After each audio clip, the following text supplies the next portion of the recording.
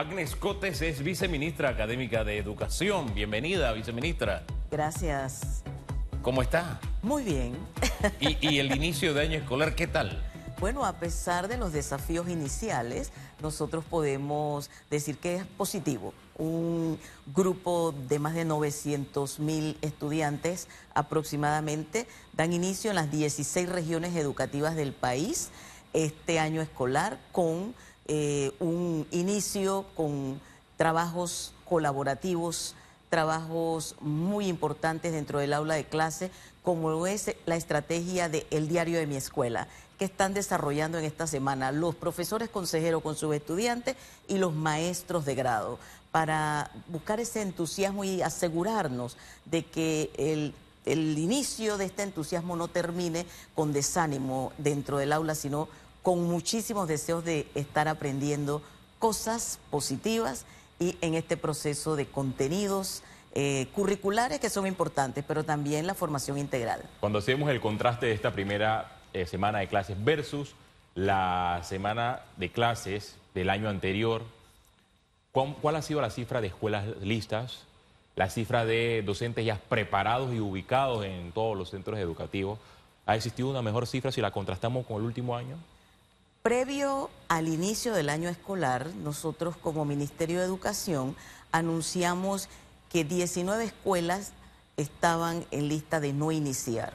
Esas se fueron atendiendo y en el transcurso de la semana se fueron sumando otros casos, 18 escuelas más con diferentes situaciones que se están atendiendo de manera orgánica.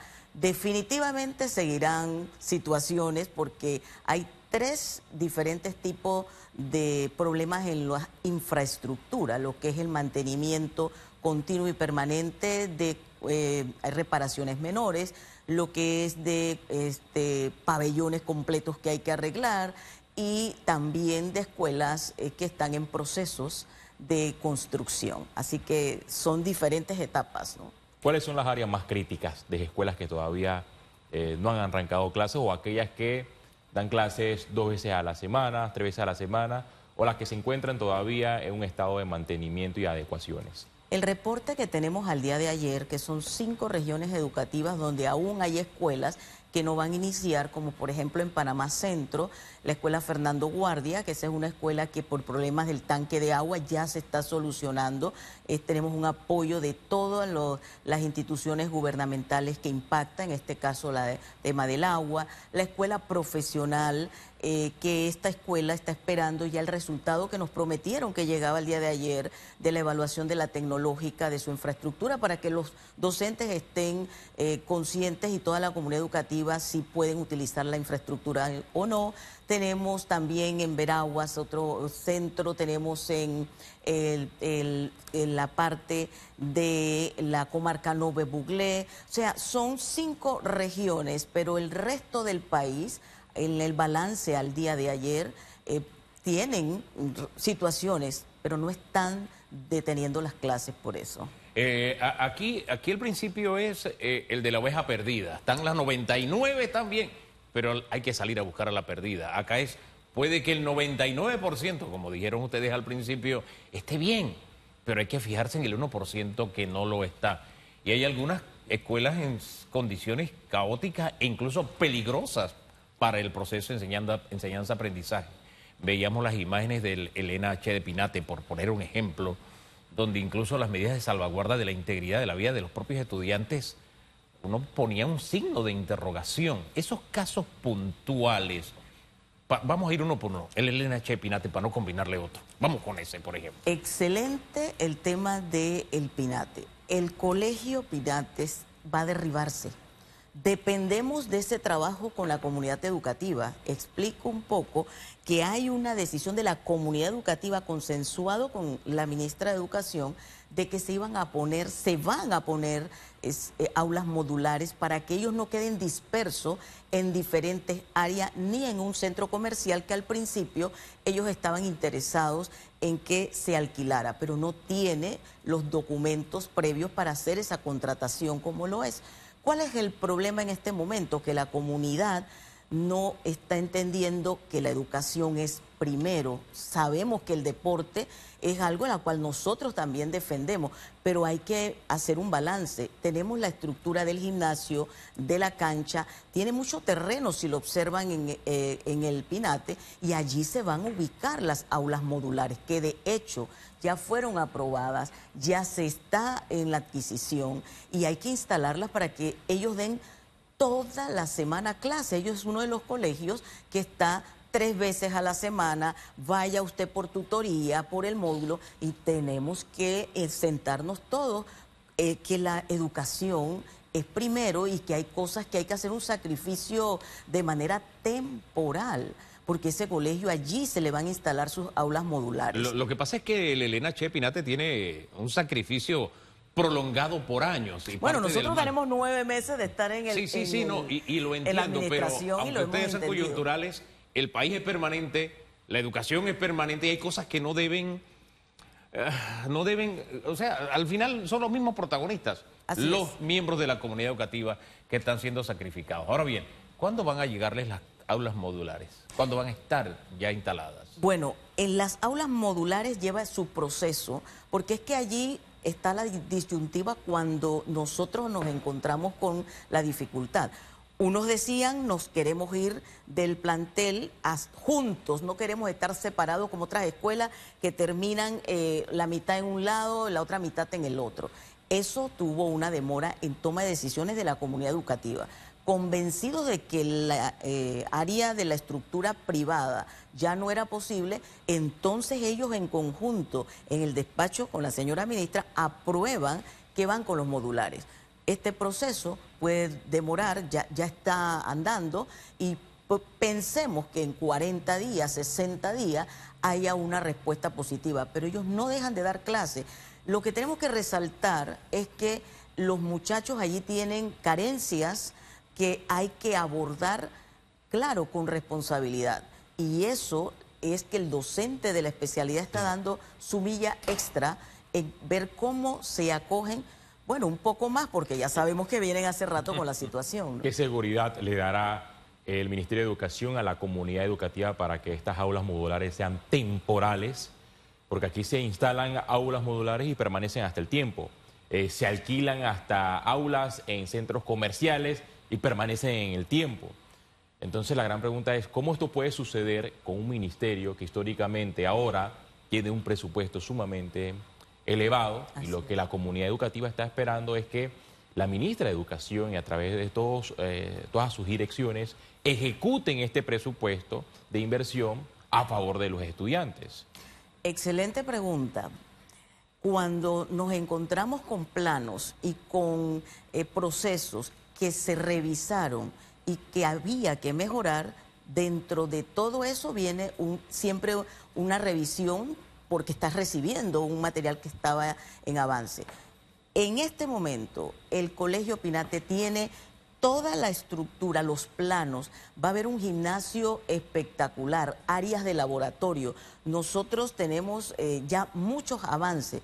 ¿Qué sigue? Que la comunidad nos permita que cuando todo esto llegue se trabaje de manera oportuna, porque eso no solamente coloque allí el aula modular, eso hay que colocarle energía, hay que colocarle todo lo mínimo para que los profesores puedan dar sus clases. Así que nosotros apostamos a que el trabajo en equipo y en ese proceso de todo lo que se está haciendo en el Ministerio de Educación, no solo el Pinate, sino todos los procesos se lleven de la manera regular y con los apoyos que correspondan, que en primer lugar lo más importante es que tenemos con quién hacerlo y tenemos el dinero, así que hacia allá vamos. Eso es lo más importante, y saliendo del Pinate está el Cantón, que no deja de causar pena y dolor, porque es, digamos, de alguna forma una de las imágenes representativas de San Miguelito, y digo pena y dolor porque corre prácticamente la misma suerte, porque se trata de un edificio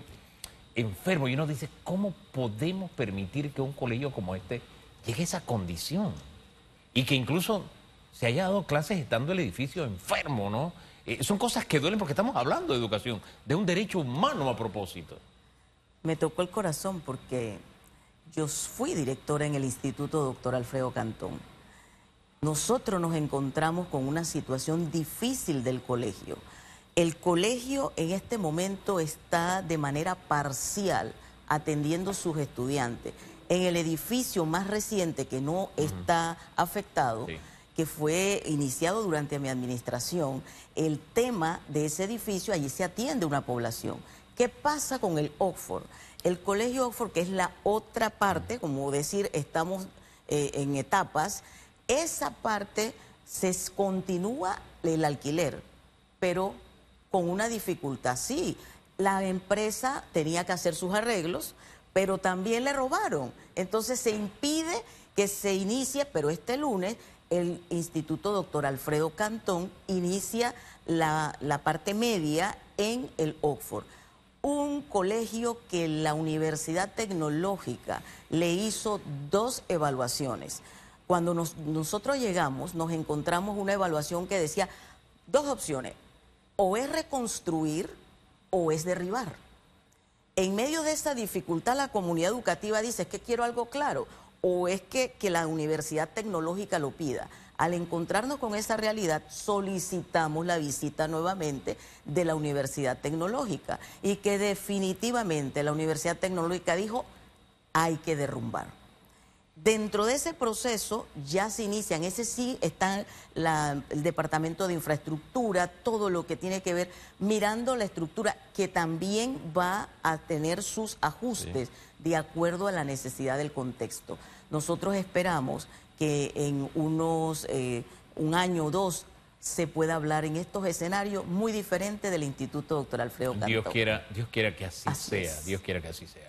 El Ministerio de Educación para este quinquenio tiene demasiados retos porque hay escuelas en mal estado y los chicos no pueden detenerse porque la educación debe ser continua, porque necesitamos que nuestros jóvenes crezcan y sean competitivos cuando lleguen a la universidad y también cuando busquen su primer empleo.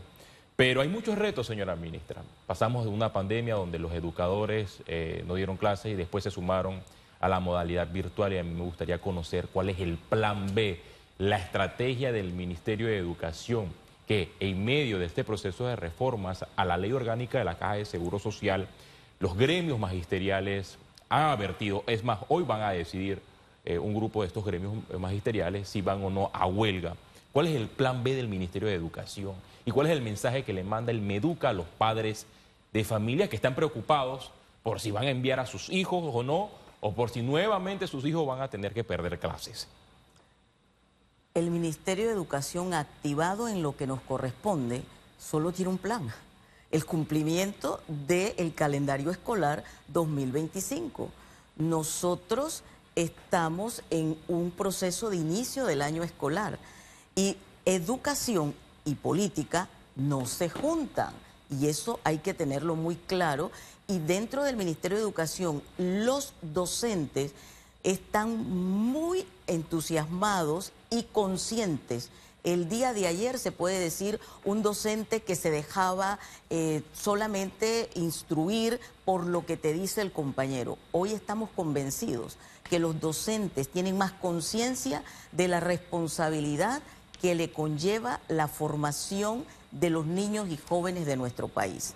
Y es importante aclarar de que busquemos siempre no la media verdad, sino la verdad.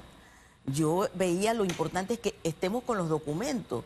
Primero se decía que era la privatización de la Caja del Seguro Social. Luego no era esa bandera, luego era la bandera: mira, nos van a aumentar la edad de jubilación.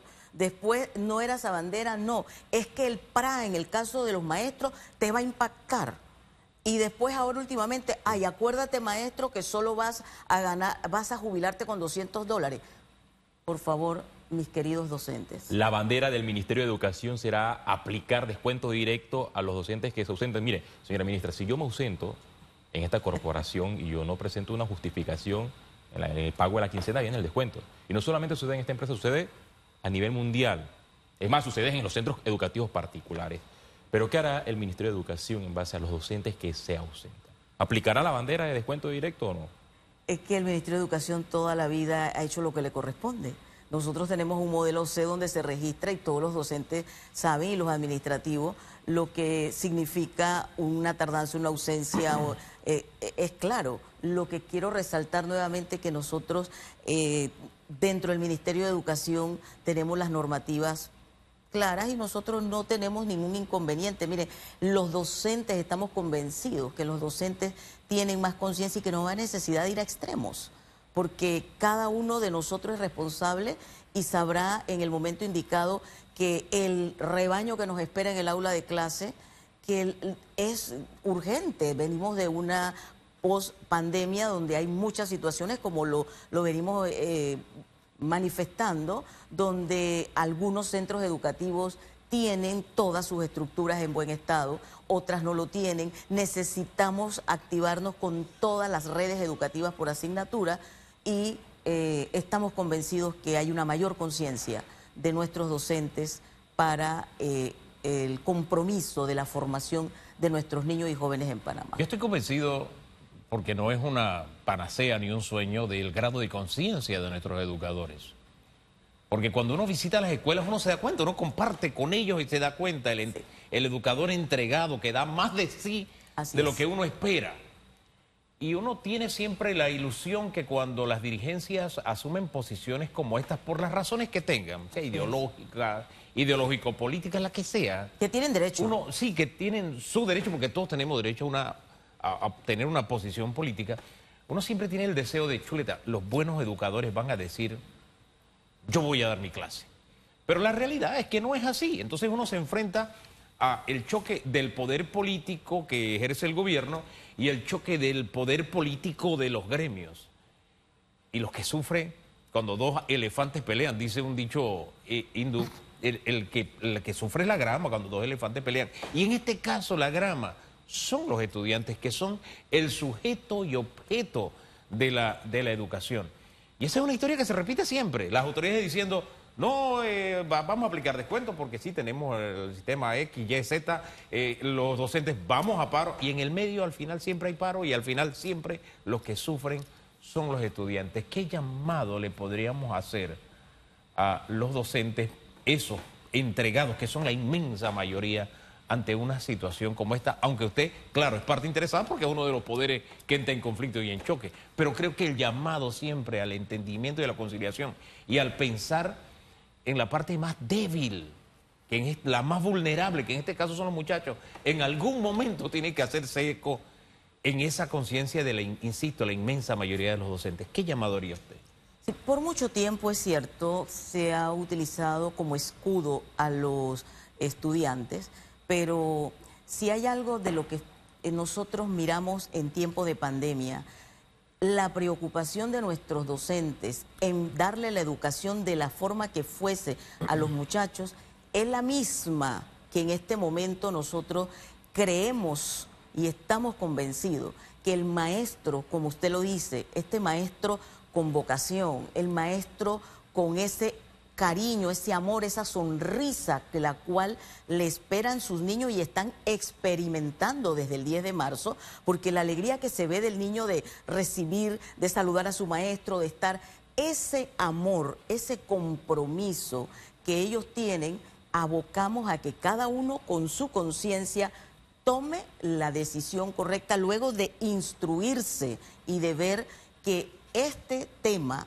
no puede, es que es no negociable. No podemos pensar que hay que entrar en una negociación. La educación no se negocia.